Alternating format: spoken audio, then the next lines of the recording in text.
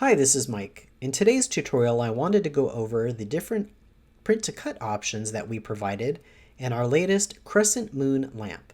Now, we provided some different options to help you with the machine that you're using, as well as an option to hand cut if your machine does not handle print-to-cut, such as a scan and cut machine. So let me go ahead and show you the different options that we have available. So as you'll see, I do have the Crescent Moon lamp folder. So if I go into there, you're going to see the SVG folder. Then I'm going to go into the extras and then the print to cut. And here you will see the three different options that we provided. Now the first one is hand cut, and that is pretty much self-explanatory. If I go in there, you're going to see that we have two. So this project has a front and a back. So each one of these will need to be printed. So for this one, because it is a hand cut and it is a PDF, all you need to do is double click it. Your Adobe should pop up and you want to go ahead and click send to print. So this will print on your vellum, and this is designed with a visual of the outline. So you will just take your scissors and you will cut along the outline here. And that's pretty much it. So you'll do that for hand cut 1 and you will do that for hand cut 2. Again, this is for machines that cannot handle a print to cut option. You will just go into the hand cut option and print. So now let me show you how you would do this in Silhouette Studio. So if I go to File, Open, I'm going to go ahead and navigate to that directory, so print to cut. So I'm going to use the whole. And the reason why we have a whole and a half is for design space users, we included a half because design space is limited to 6.75 by 9.25 as far as a print to cut option, and the printout is a little bit larger than that. So for our Silhouette users, we can go ahead and use the whole design, and we split those in half, and I'll show you that in a second for our design space users. So if I go into here, you're going to see there's 4 different options. There's a print to cut 1, and we have a print to cut 2, and then we have them in a PNG format and an SVG format. So for Silhouette, you're going to use the SVG format, and we're going to do the same process that I'm going to show you for print to cut 1 and print to cut 2. So again, we need a front and back to this project. So let's open print to cut 1 SVG, and that is on my mat. So now let's set up our mat. So if I come over here to the right hand side, I am using a Cameo 3. I am using a 12 by 12 cutting mat, but my media size, because I am doing vellum, I want it to be a letter. So I want it to be 8.5 by 11. So I'm going to click that. And I also want to show my print border. And this will show me or ensure that my print to cut or my print is inside that border. So I'm going to click that also. Now there's actually 2 layers here. So if I move one out of the way, you're going to see that the webs moved out of the way, and you're going to see that the white part stayed. And I'll show you why that is in just a minute. So I'm going to undo that just to get it back to where we were.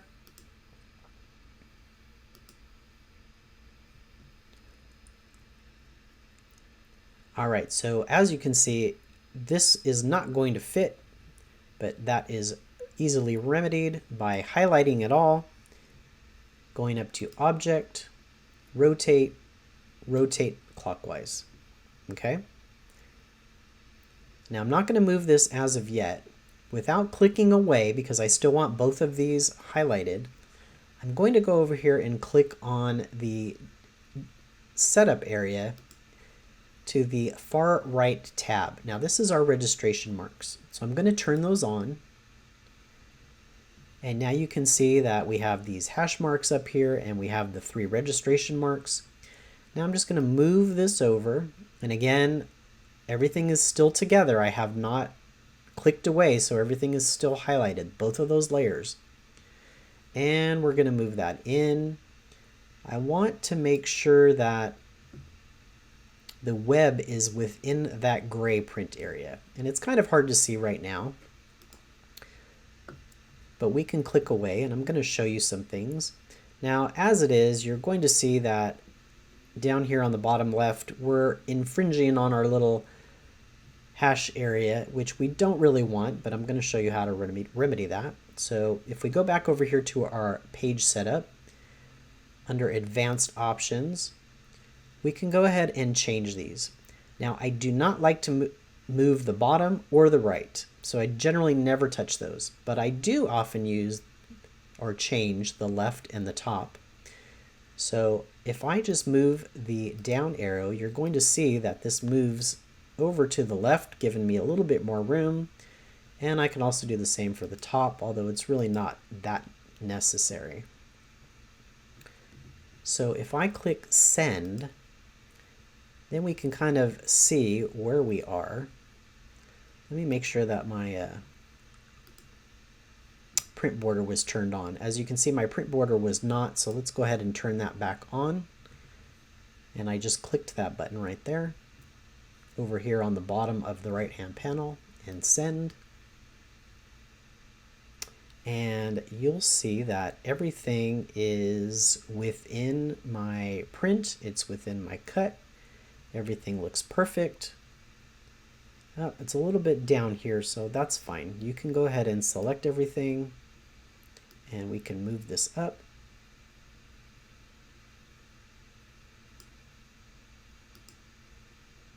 There we go.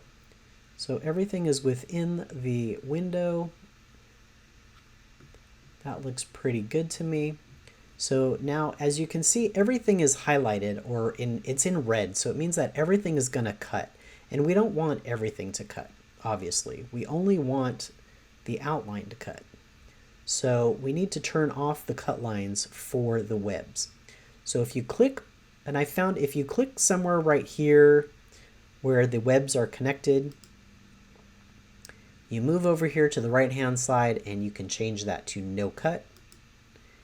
And you'll see that all we have left is the print, which is now black, and it'll cut just the red part. So this is ready to go. So all we need to do now is click on File, Print. We're going to send this to our printer by clicking Print. And once this prints out, we're going to go ahead and load the printout onto your mat and click the Send button. Your silhouette will read the registration marks and will cut the red part out, leaving you the shape with the printed inside. And you'll go ahead and do that for the printable too. So again, you need a front and a back, so we'll do the same process for the printable too. So now let's hop into Design Space. It's actually a little bit easier. I'm in Design Space, so let's upload those files. So I clicked on Upload. I'm going to go to Upload Image and Browse. Now, I was already in the half folder, but let me show you again. So if you're in the SVG folder, you're going to go into the Extras, Print to Cut, and in this case, we're going to use the half because we're in Design Space. Now there's a whole bunch in here because we do have some PNG and we have some SVG, but for Design Space, you do want to just use the SVG files. So because we split these in half, you're going to use Print to Cut 1 half SVG, you're going to bring in Print to Cut 2 half SVG, Print to Cut 3 half SVG, and Print to Cut 4 half SVG. So let me bring those in really quickly, and you should know, if you've used any of our files, how to upload these. If not, we do have tutorials on our site showing how to upload things into Design Space, but basically we're going to click Upload, Browse, We're going to click on the SVG, open, and save. So let's bring in the last one. All right, perfect. So now we have all 4 of these. All I need to do is highlight these, and you can see now I have a green box around each one, and insert image. You'll see that they're all on top of each other, but that's fine. So you'll notice over here on the right-hand side panel, if right now there's actually 2 layers. So if I click here, you can see this is a layer and this is a layer. But if I go ahead and click on Print to Cut 1, you'll see that it selects everything because this is a group. And within this group, there are 2 layers. The same thing with Print to Cut 2. There are 2 layers within this group, and so forth. So all we really need to do to change these to a print to cut is click Flatten. So if I click on that grouping and go down to the bottom and click Flatten, you'll see that it moves it to the top, and now it says Cut Print. So let's do that again to Print to Cut 2. And I like to start at the bottom because anytime you make a modification, it sends it to the top and it kind of gets it out of the way and makes it a little easier. So Print to Cut to half is selected, all of the layers. I'm going to click Flatten. We're going to do the same thing to Print to Cut 3/2 and the same to Print to Cut 4. So now these are all ready to go. All I need to do is click Make It. And you'll see over here on the left-hand side, it separated it into 4 different mats, which is exactly what we wanted. So on this mat, you will see the black rectangle is our registration marks in this case, with the web in the middle. Now you can't see the outline that's going to cut, but that's fine. We know that that will cut. I'm confident that will cut. So we're going to go ahead and click Continue. And it's going to ask you to send it to your printer. So the first thing you want to do is click Send to Printer. You can go ahead and change your printer. You can go ahead and click Print, and it'll send it to your printer.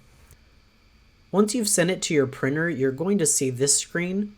Now, in my case, I am using an Explorer machine, so I have my dial set to custom, so it's allowing me to pick which custom material I would like. Depending if you're using an Explorer or a Maker, it might be a little bit different. Because I am cutting vellum, I am going to use the vellum setting. Sometimes I will use the cardstock for intricate cuts, but it just depends on your machine. So I'm going to load the mat into the machine. I'm going to click my material, and all I need to do now is press the flashing go button, and it will go ahead and cut the shape out for me. Now I will need to do that for each one of these shapes. So for mat 2, 3, and 4, I'll repeat that process.